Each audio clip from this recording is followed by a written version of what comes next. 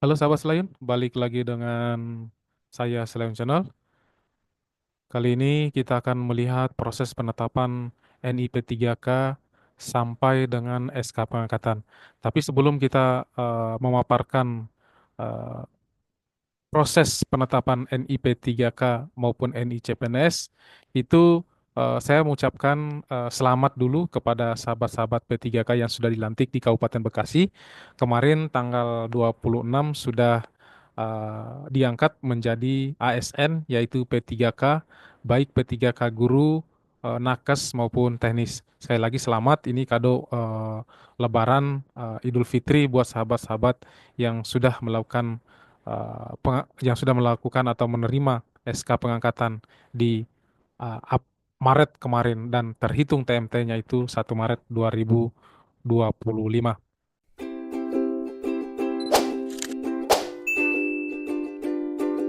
Nah, begini alurnya pengangkatan CPNS dan hingga keluar SK-nya. Yang pertama itu peserta mengusulkan dokumen melalui SSCSN dan itu harus pengisiannya DRH atau daftar riwayat hidup. Kemudian dilanjutkan instansi melakukan verifikasi. Nah, setelah dokumen diterima, instansi melakukan verifikasi dokumen.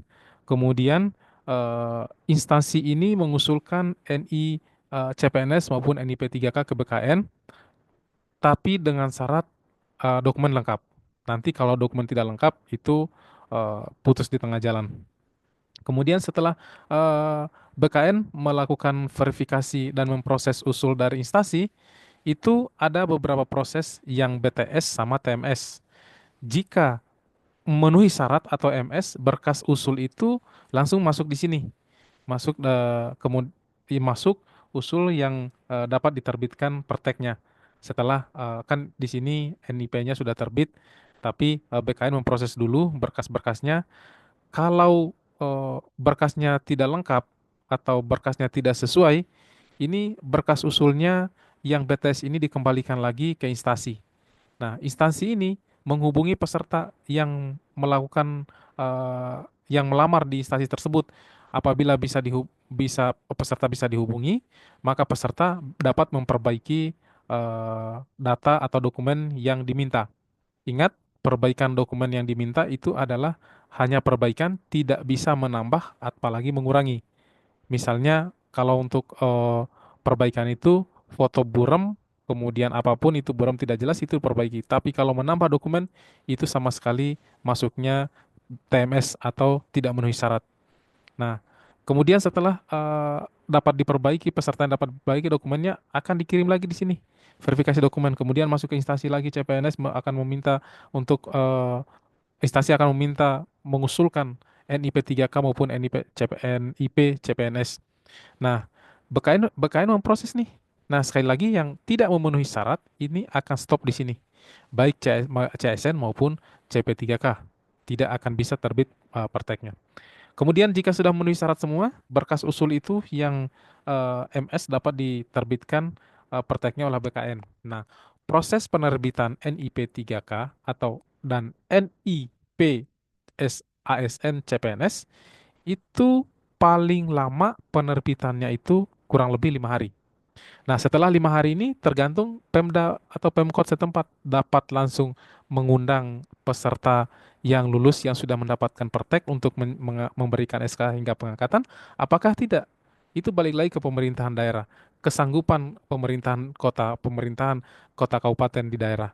Nah, apabila instansi sudah menerbitkan SK atau perteknya sudah keluar, maka instansi akan menerbitkan SK-nya, kemudian mendapatkan perteknya dari BKN. Setelah itu selesai dan itu melanjutkan pengangkatan.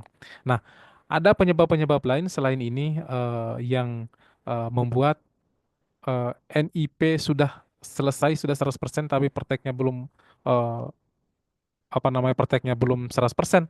Itu ada beberapa kendala seperti eh, ada beberapa instansi yang menginginkan penundaan pengangkatan. Nah, instansi-instansi tersebut menginginkan penundaan karena ada ingin memperbaiki eh, daftar-daftar instansi yang ada seperti kementerian lembaga itu ada penambahan, jadi akan dirubah. Nah, ini ada 213 instansi. yang eh, menginginkan eh, penundaan. Apa saja penyebabnya yang diinginkan penundaan?